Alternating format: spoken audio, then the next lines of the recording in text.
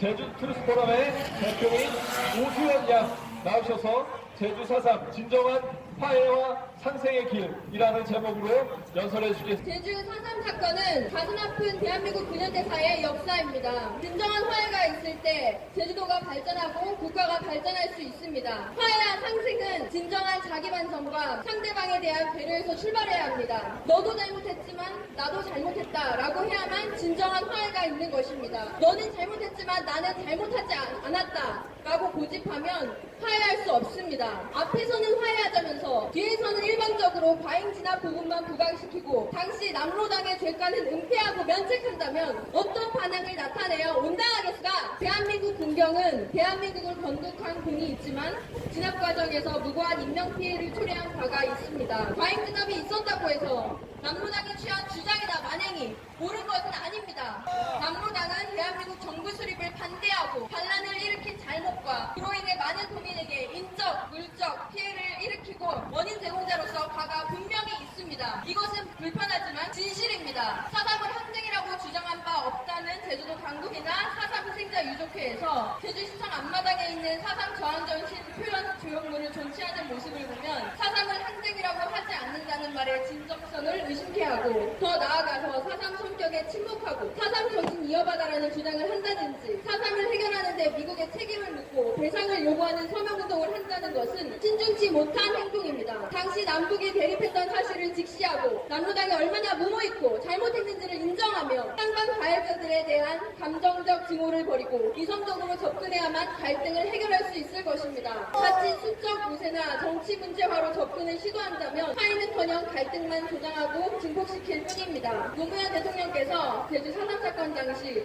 무자비하게 진압하고 막대한 인명피해를 준 군경의 잘못과 그동안 연저대로 많은 사람에게 괴로움을 주었던 것에 대하여 정부를 대신하여 제주도민에게 사과했습니다. 그러나 이제는 4.3 사건을 일으킨 당사자 종북 좌익 쪽에서 사과할 차례입니다. 그래야만 가해자니 피해자니 하는 말 자체가 없어지고 항쟁의 정신으로 사태 수습을 할 수 있으며 참다운 평화가 찾아올 것입니다. 4.3 항쟁론자는 4.3이 대한민국 건국을 저지하기 위한 반란임을 인정하고 정부 보고서를 새로 쓰는 데 동의하며 남로당, 제주도당 핵심 간부 등 부적격자를 희생자 명단에서 삭제하는 데 동의해야 합니다. 4.3을 항쟁이라 주장하면서 유공자를 희생자라고 주장하는 한 영원하고 진정한 화해는 기대할 수 없습니다.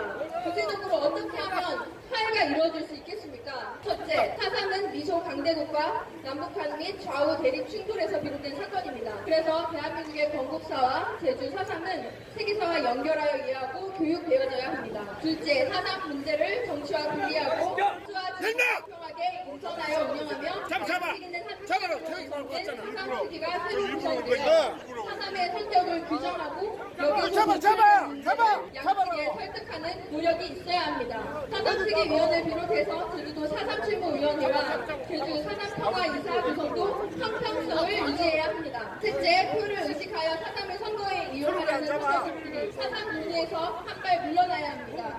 넷째, 제주 4.3 평화 기념관에 전시된 왜곡된 전시물을 바로 잡아야 합니다. 다섯째, 4.3 주동자와 적극 가담자의 은폐를 내려야 합니다. 북한 노동자 후 남파 간첩이 4.3 희생자로 둔갑하여 그 위패와 비석이 버젓이 있는데 매년 위령제 때마다 대통령이 참석하여 참배하라고 요구하는 것을 지켜보면서 이 무슨 해괴한 일인지 통탄을 금할 수 없습니다. 역사로 세운 일을 위해서 부적격 희생자를 재심사하라는 것은 정당한 요구입니다. 그럼에도 불구하고 재심사는 절대 안 된다는 전방위적 주장을 하는 것은 역사적 진실을 외면하는 일입니다.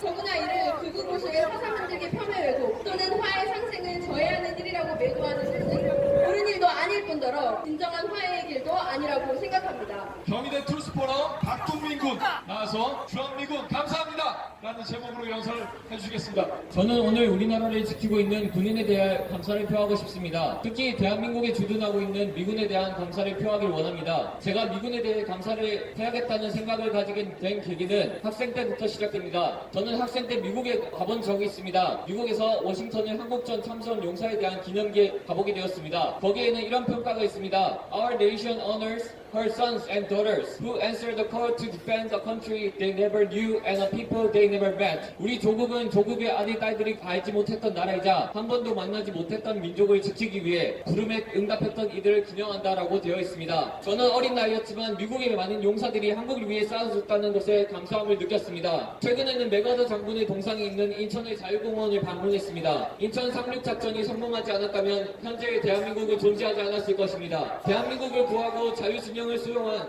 영웅을 반미단체에서는 민주분단의 원흉이자 인간인 학살의 책임자라며 공산철교를 주장합니다. 하지만 이렇게 우리나라에서는 왜곡된 역사관을 바탕으로 어릴 때부터 교육을 진행합니다. 미국에 대해서 굉장히 나쁜 생각을 많이 하도록 부추기고 있습니다. 미군에 대해 반감을 가지고 적개심을 드러냅니다. 저도 학교에서 많이 접근된 역사관과 사회지식을 교육한다는 것에 그리고 주한미군에 대해 정확한 역사 지식이 없다는 것에 대해서 안타까웠습니다. 그래서 저는 트루스 포럼에서는 이런 역사의식을 바로잡고 굳건한 한미동맹을 지키기 위해서 노력하고 있습니다. 저도 트루스 포럼의 이런 가치에 동의하여 미군의 감사를 표하고 잘못된 역사관을 바로잡고 싶습니다. 한국전쟁 얘기를 좀 해보고 싶습니다. 한국전쟁 때 미국은 30만 명이 넘게 참전을 했습니다. 이는 유엔군 소속으로 파견된 군인의 90%에 달하는 숫자입니다. 또한 대한민국을 지키고자 북한군에 맞서 싸운 유엔군 사망자는 37,900명인데 이 가운데 미군 사망자는 34,000명에 달합니다. 또한 대한민국의 지금의 발전이 있기까지